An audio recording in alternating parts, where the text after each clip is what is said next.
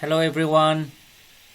Last time we discussed about watershed management, an important method for water conservation and management. We learned that watershed development projects in some areas have been successful in rejuvenating environment and economy. Watershed development in Ralegan city is one of them. Now we shall discuss about watershed development in Ralegan city, a success story. Here is the location of Ralegan city in Maharashtra. Now let me summarize. Watershed development in Ralegan city, a success story.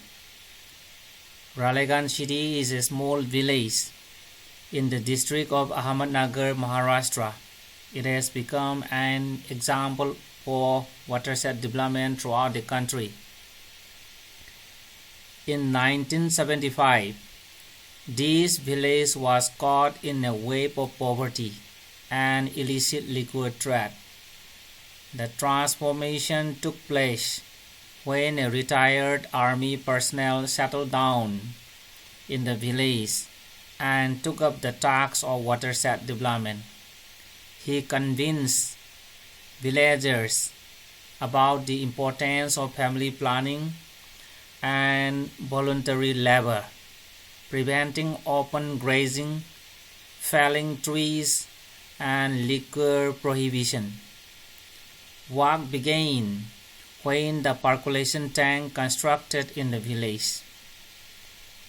In 1975, the tank could not hold water. The embankment wall leaked. People voluntarily repaired the embankment. The 7 wells below it swelled with water in summer for the first time in the living memory of the people.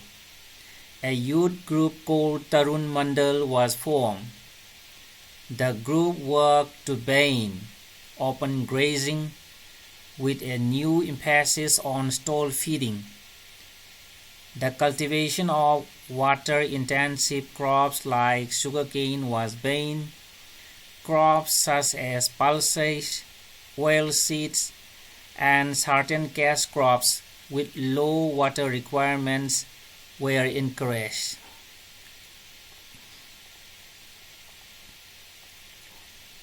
People volunteered to help each other in agricultural operation. At present, water is adequate, agriculture is flourishing, though the use of fertilizer and pesticide is very high.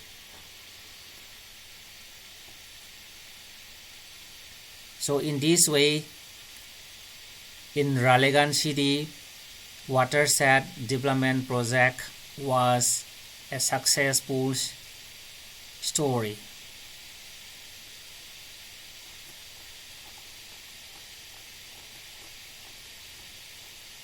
Now let us discuss about rainwater harvesting as an important method for water conservation and management.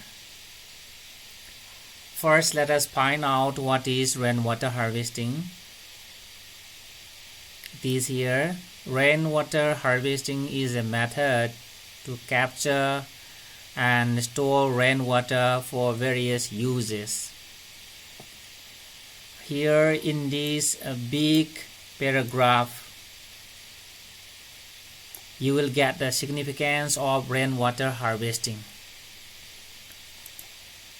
the usefulness of rainwater harvesting. So let us read.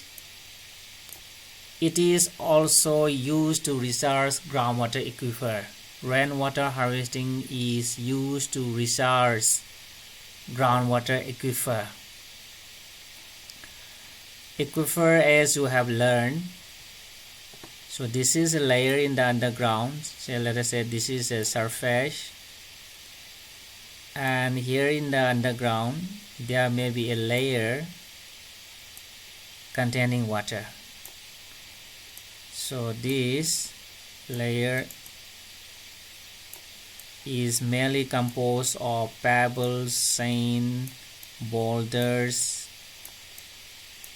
rock fragments, and below it there may be a layer which is impervious that water cannot pass through. It may be a layer of clay, and here, because of this impervious layer, this layer contains water, and this layer is known as aquifer.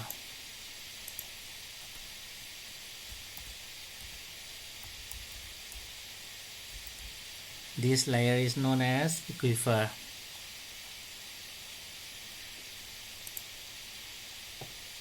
So rainwater harvesting is used to recharge the groundwater aquifers. It is a low-cost and eco-friendly technique for preserving every drop of water by guiding the rainwater to borewell, pits, or wells. Rainwater harvesting increases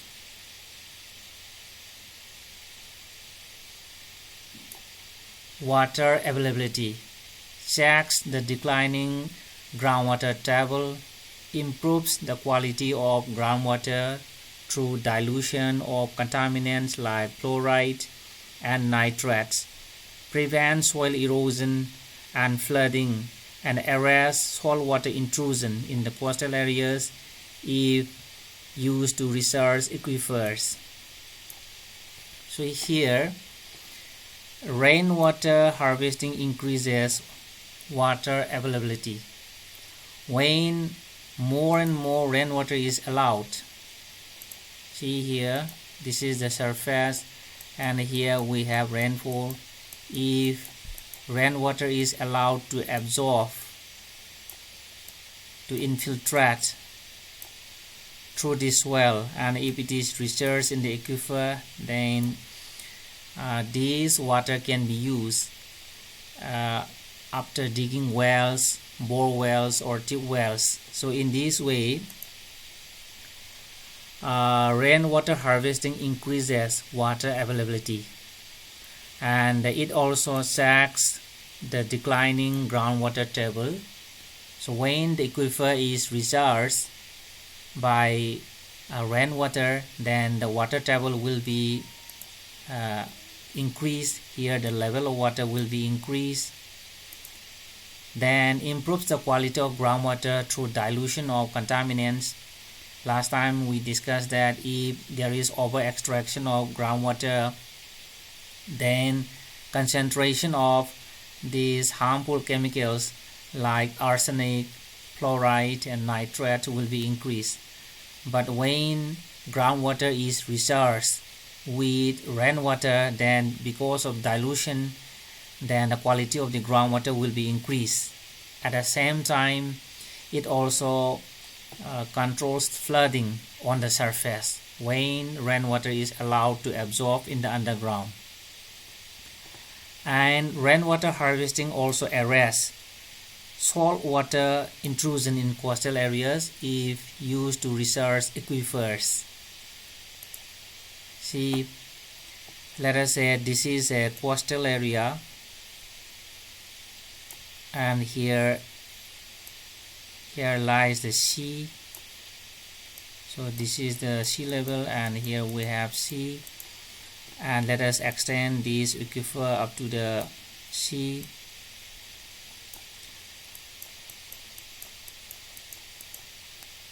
And this is the aquifer, and if due to our utilization, if this aquifer is dried up, then saline water will be infiltrating towards the land. But if the aquifer contains fresh water, it will be flowing, the water, the fresh water, the groundwater will be flowing towards the sea, and there will not be the saltwater intrusion.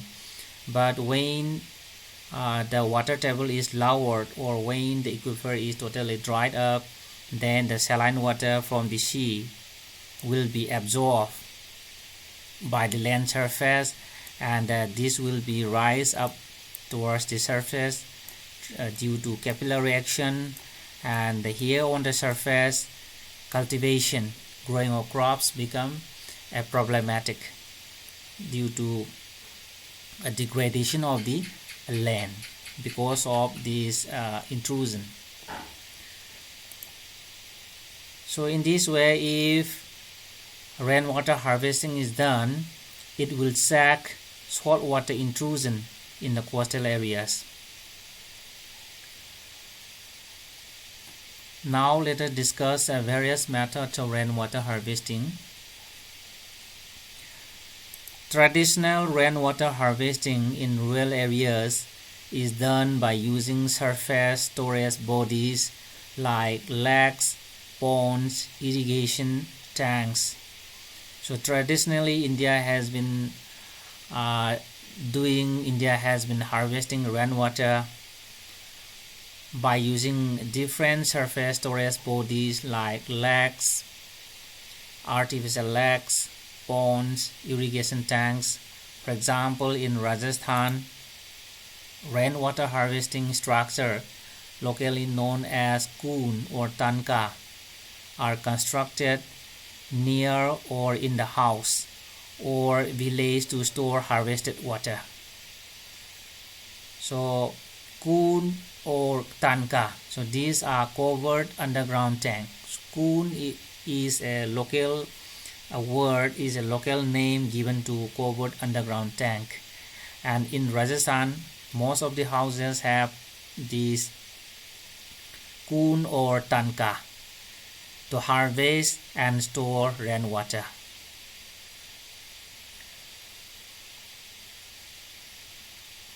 Now let us see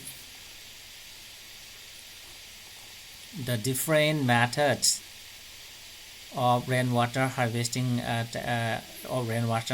here.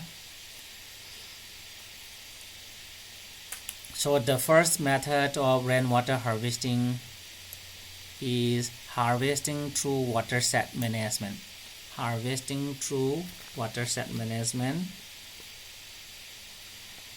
Here, this technique, this method involves prevention of runoff, storage and recharge of groundwater through various methods.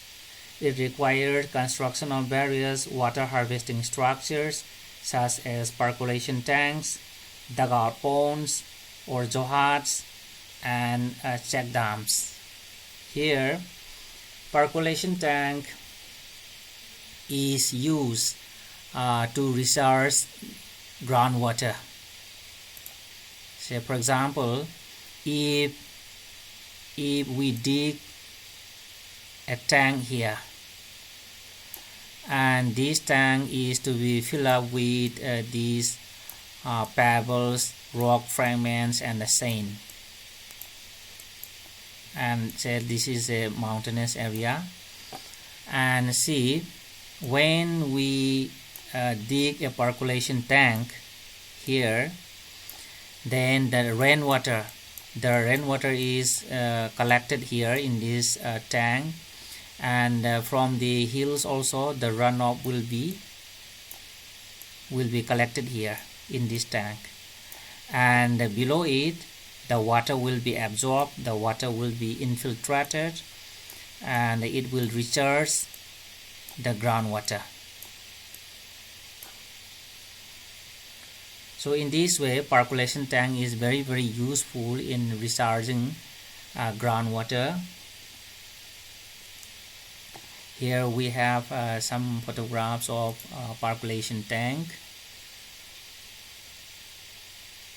and this is here you are seeing this the tank is filled up with rock fragments. This is another example of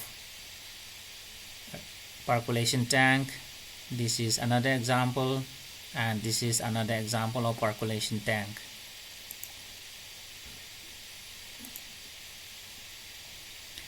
And another method of this harvesting, rainwater harvesting through watershed management, is the construction of check dams. And here check dams, actually these are these small dams, these are walls constructed across along a river. So here let us say this is a river, a slope of land, and here a river is flowing down here. So when we construct a small dam, a wall here, then this wall will form a small reservoir, and again the water will overflow this small dam. Then another wall can be constructed here. So in this way another small reservoir will be formed here, and likewise another wall is constructed here and another small reservoir is formed. So these small dams or small walls are known as check dams. These are known as check dams.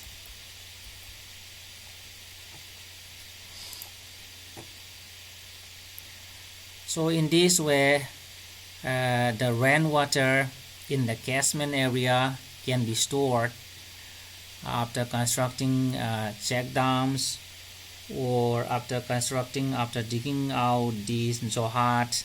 Johat is a local name for percolation tanks in Rajasthan, then Haryana and western UP. So in this way rainwater harvesting can be done through watershed management. Then another method for harvesting rainwater is harvesting through lakes, artificial lakes. Here in this method rainwater runoff is guided to a natural or artificial lakes called eries, and in the areas of heavy rainfall a series of artificial lakes can be constructed and interlinked by a channel. See here in this case I think you are seeing these small lakes. So this is an artificial lake, another one is also here. So in this case what we have to do is, here we have to dig an artificial lake known as erie. So another lake can be dug here, another lake can be dug here, and this series of lakes known as eries can be connected by a channel, and the runoff from the catchment areas will be collected here in these artificial lakes, and after overflowing, after filling up the first erie, then it will run up to the next erie. So in this way rainwater harvesting can be done through artificial lakes known as eries.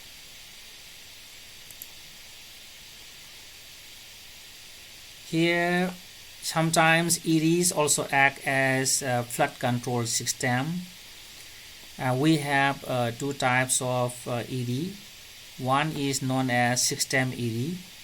So system eries are fed by channels that divert river water. So in this case, see, let us say here a river is flowing here, and sometimes the river water is diverted from that river, and here an erie is dug out, and here the rainwater from the catchment area is stored here in this erie. So this is known as system erie because here these channels here, the channels here are fed, the water here in the erie are fed by this after diverging river water. And another one is non-system EV, and in case of this one non-system EV, these are solely fed by rain, by the rainwater.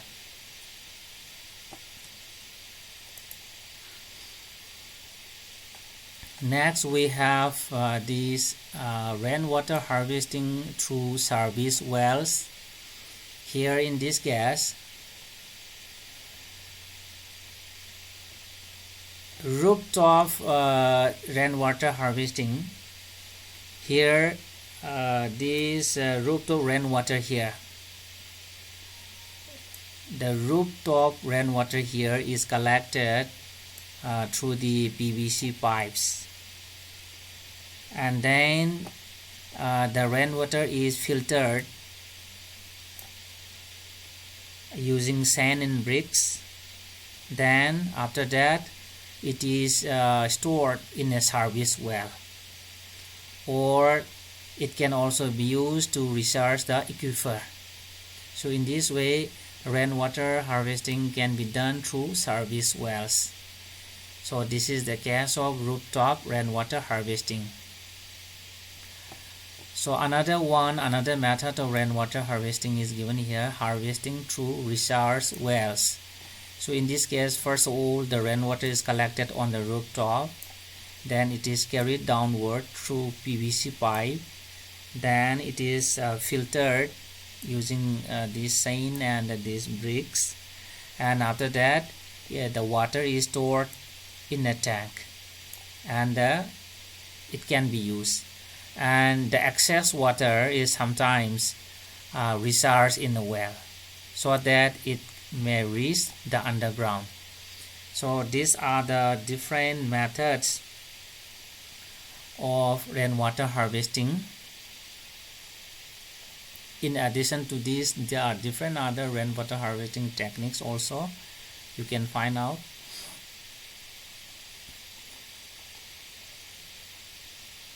Next we have a very important lesson topic, that is highlights of India's National Water Policy 2002. Let us read.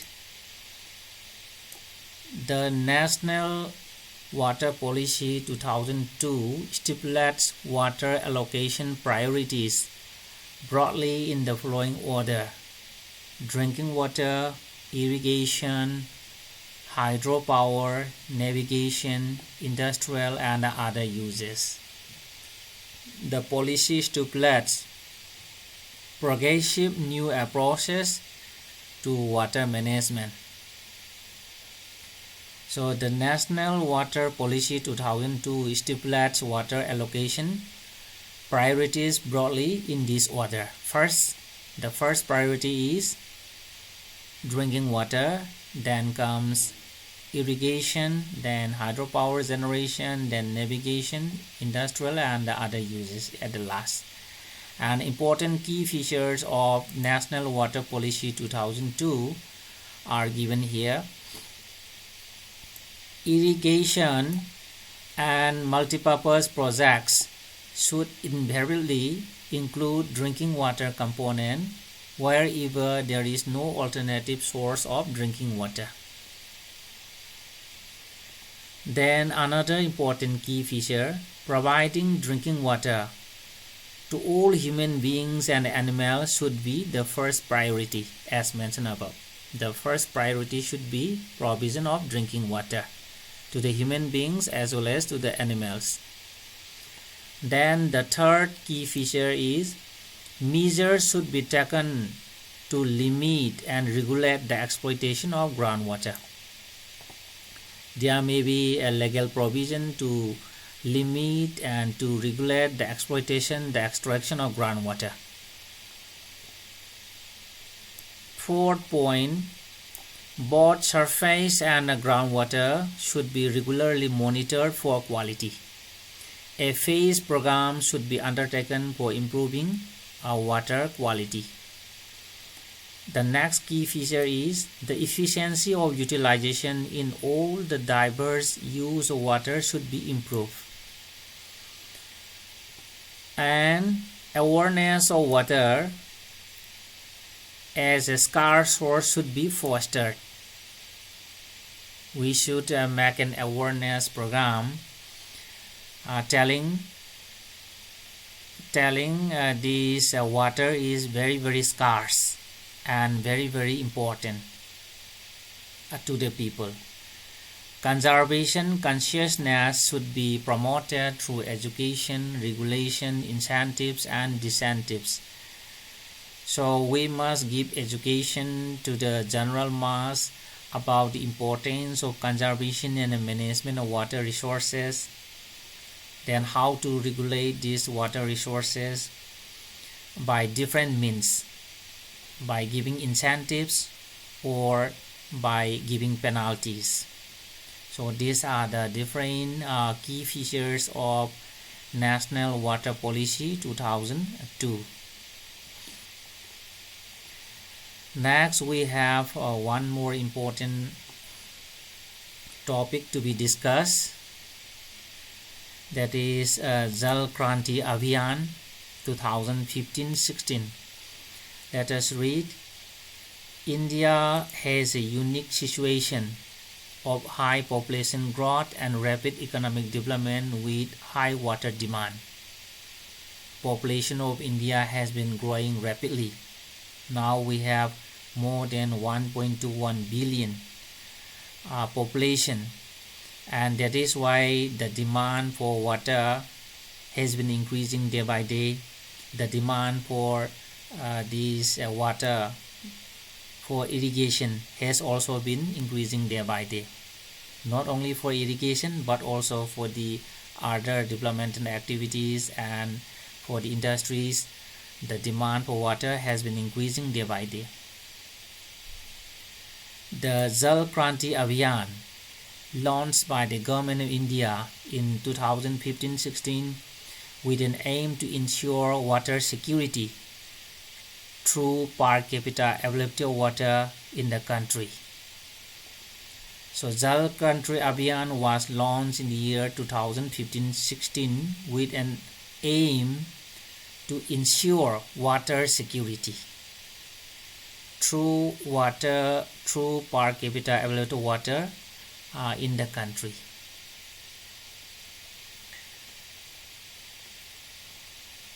The Jal Kranti Abhiyan aimed at involving local bodies, NGOs, that is non-governmental organizations, and citizens at large in creating awareness regarding its objectives. And the following activities have been proposed under the Jal Kranti Abhiyan. So what are the activities? Selection of one water stressed village in each 672 districts of the country to create a Jal Gram. Selection of one water stressed village in each 672 districts of the country to create a Jal Gram. Selection of one water stressed village, a village having the scarcity of water, to be selected in each 672 districts of the country to create a Jal Gram, a water village. Identification of model command area of about 1,000 hectares of different parts of the country. For example, UP, Haryana, North region, then Karnataka, Telangana, Tamil Nadu in the south, Rajasthan, Gujarat in the west, Orissa in the east, Meghalaya northeast. So in this way, we have to identify of model command areas of about 1,000 hectares. We have to identify model command areas having an area of 1,000 hectares in different parts of the country, one from each directions. So number 3, abatement of pollution Here, water conservation and the artificial resource to be done, reducing groundwater pollution, then construction of arsenic-free wells in the selected areas of the country. You know, arsenic is poisonous and very harmful to human health. So construction of arsenic-free wells in the selected areas of the country to be done.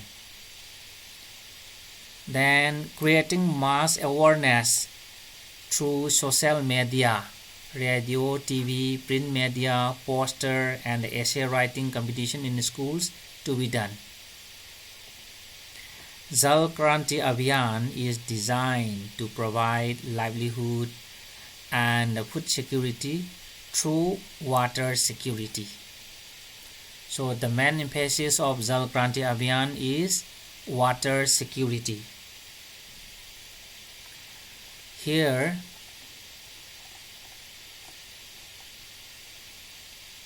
is one activity. Collect information about National Water Policy 2012 and Ganga rejuvenation from the website www.wrmin.nic.in and discuss in the classroom. However, let me highlight some of the important features of National Water Policy 2012.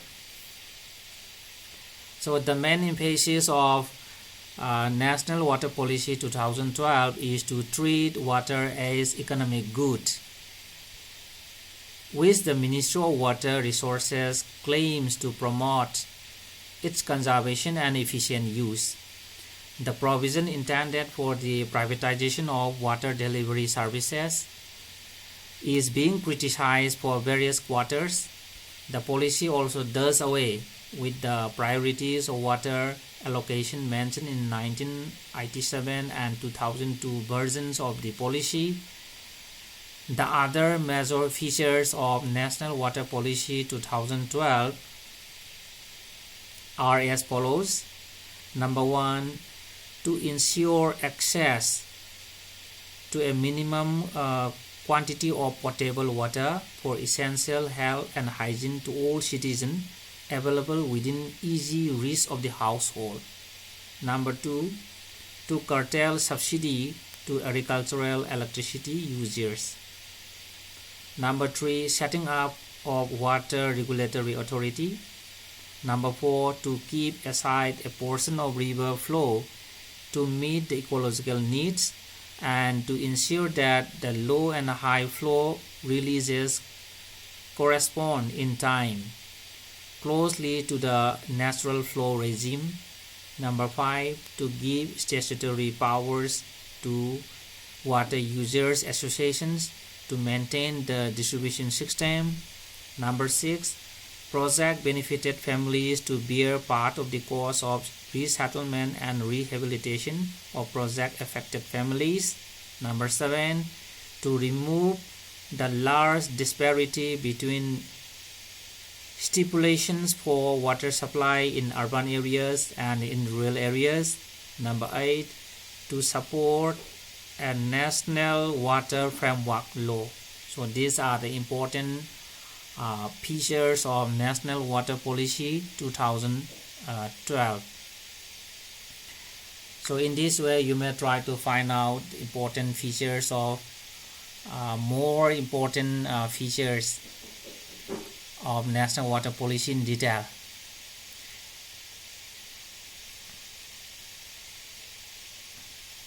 This much for today. Thank you for joining my class.